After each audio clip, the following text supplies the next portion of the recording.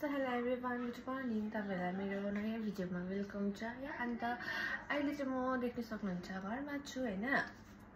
अन्त हामी चाहिँ हिजो बेलुकै आयो नि त 9 बजे तिर आइपुगेको हैन। अहिले भर्खर आएर 9 बजेछ, भर्खर उठेको पुरा थाक्यो नि त हो। साब चाहिँ म मेरो चेनहरु पटाउँछु। यहाँ देख्न सक्नुहुन्छ हो, चेनहरु मजाले पटाउँछु। त्यही आजको कामहरु तपाईलाई म देखाउँछु ल के गर्छु भनेर। ओछ्यान चाहिँ मैले मिलाइसके गाइस हो। यहाँ पर हेर्नु न हाम्रो आमा चाहिँ। आमा! यस्तो गाई लभर है। यस्तो बेसी काम गर्नुहुन्छ के भनेर नगर्नु भन्दा पनि सुन्नु हुँदैन। अन्त हेर्नु न गाइस, म चाहिँ अब उयो जानुपर्ने अरे हो, बर्मेक जानुपर्ने अरे हो। सौदा लिनु, पनिरहरु लिनु, के लिनु, बर्मेक जानुपर्ने अरे। अन्त कहाँबाट कन्ट्रोल हुन्थ्यो यताबाट। अन्त चाहिँ अब चाहिँ म पनिर मात्रै सक्छ अरे नि त। त्यतिकै भएर चाहिँ अब म बर्मेक जानुपर्ने अरे। सो जान्छु अब बर्मेकबाट सौदाहरू लिएर आउँछु हो। यस्तो दामी घाम चाहिँ लागिरहेको छ। बाटो चाहिँ एकदम खतरा छ, खत्तम छ क्या।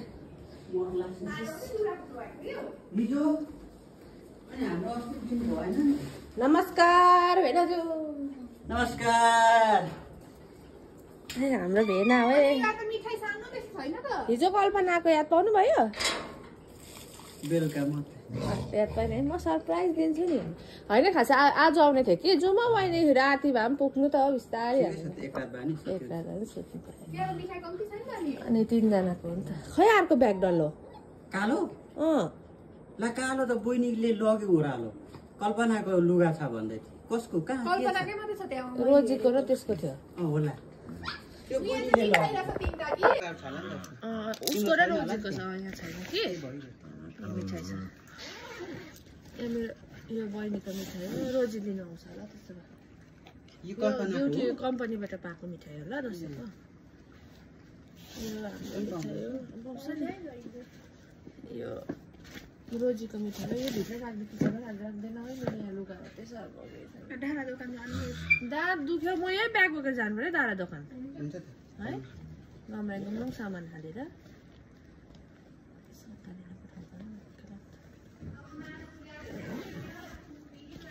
ल्याएको दाँत दुखेर म त हुरुक्कै भइरहेको छु। मासु पनि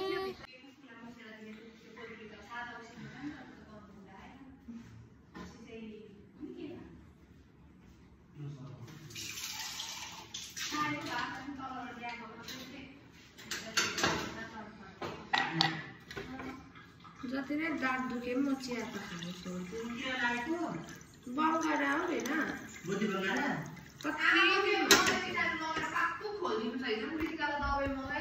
कति दिनमा भइसक्यो त। म त मोबाइललाई सधैँ भातै खाएको छैन रुममा।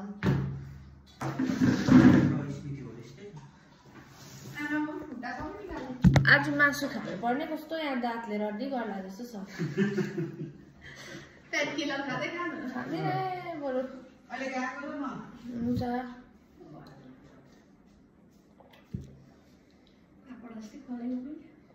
मैले माथि ब्रस राखिरहेको थिएँ नि। यत्तिकै लान्छु। के हुन्छ? त्यो प्यान्ट चाहिँ अर्को लाउनु। कुन चाहिँ? योले 1 केजी मटर भनेको छु, 1 केजी पनिर भनेको छु हो। अप्ठ्यारो त छैन नि बाटो? छैन हो, राम्रो बनाएको छ अहिले। त्यो पर त जिरोमा त अप्ठ्यारो रहेछ नि। यहाँ अप्ठ्यारो माथि त बनाइदिनु रहेछ। म चाहिँ झरे गाइस सपिङको लागि झोलासोला बोकेर बर्मेक गएको हो। अब बाटो चाहिँ कम्ता अप्ठ्यारो छैन बर्मेकको गाइस। कसरी पुग्नुपर्ने छैन। डोलगमले पछाउँछ अब मलाई याद चाहिँ। घर जा छिटो घर जा। म त ढुङ्गाले घर जा को पछाउँछ यिनीहरूले। ल अब अहिले बर्मेक पुगेर भेट्छ ल। म चाहिँ यहीँ अड्केँ। साथीहरू यहाँबाट स्कुटी निकाल्नु सकेन, डर पो लाग्यो। टायर पछाडिको टायरै निस्किनु मानेन। अब भेनालाई बोलाइरहेको छु। कस्तो अप्ठ्यारो छ हाम्रो गाउँको बाटो चाहिँ कहिले बनिन्छ भगवान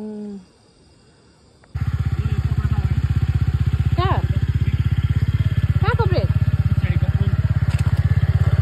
खेलेर निकाल्नु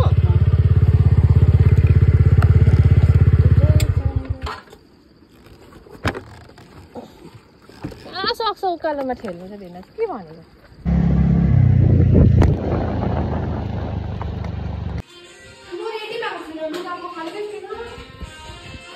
छोडेर जानु क्या हो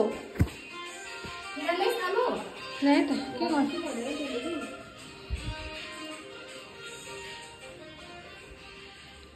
के बनायो सब्जीहरू चाहिँ ए भगवान् हत्तु हत्तु हत्तु मासु भाइ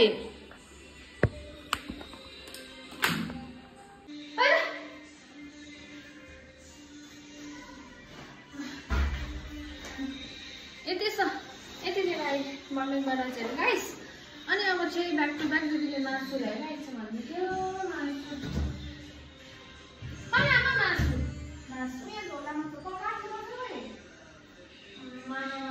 ओइ मैले के ल्याउनु पर्यो यस्तो मासु रहेछ अब यो मासुलाई पनि कोही बेला लगाउँछु मैले के ल्याउनु साथीहरू के ल्याउनुपर्छ अब क्याप्सिकम पाएन म भेट्नु क्याप्सिकम ल्याउनु क्याप्सिकम अन्त नि आमालाई मेन चाहिँ नि घिउ खाने बट्टा चाहिएको फुट्ने कि दुईवटा जस्तो छैन रहेछ त्यहाँदेखि चाहिँ म बट्टामा हालेर राख्दिउँ भने त्यो घिउ चाहिँ यति धेरै रहेछ यति साह्रो कन्टेनर युज भइरहेछ त्यहाँ क्या अन्त जग्गा पनि पुरा युज भइरहेछ नि त जग्गा पनि पुरा युज भइरहेछ नि त अनि आमाले बट्टाबाट पनि राखेको हुन्छ अनि त्यो घिउ चाहिँ म घिउहरूसँग पनि खाएको